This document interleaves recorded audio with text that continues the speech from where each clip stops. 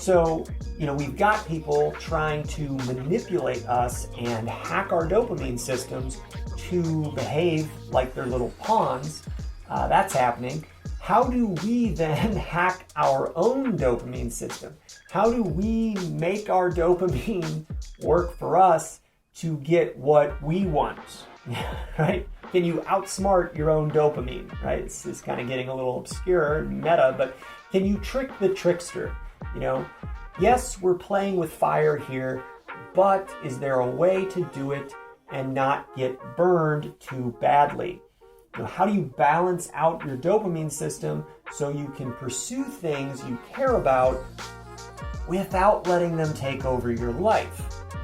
Without letting them narrow your pursuits in an unhealthy and consuming way. So, first rule of dopamine, you don't want to stack tons of dopamine into one time frame. You don't want a single experience spiking your dopamine into the stratosphere. Too much dopamine at once can have very negative consequences for future sustained motivation. But you also don't want to live a flat life. It's still good to climb mountains, right? So how do you climb mountains without getting depressed and messing with your motivation to continue living life after you've reached this summit, right? Here's what you can do. If you hit a high point of performance, you win that marathon, a date with that new person goes great, you have a killer stand-up set, you have the ability to subjectively influence your dopamine system.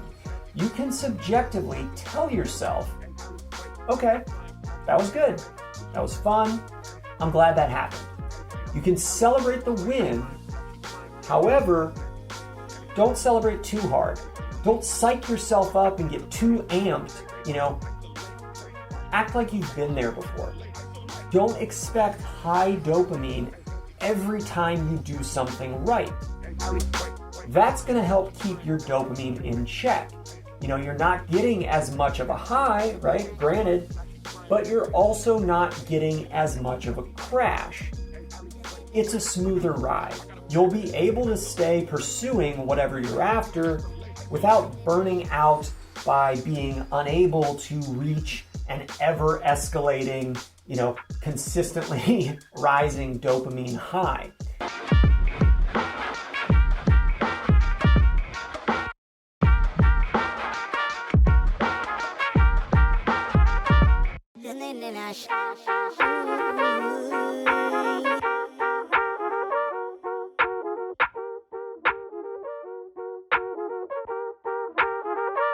The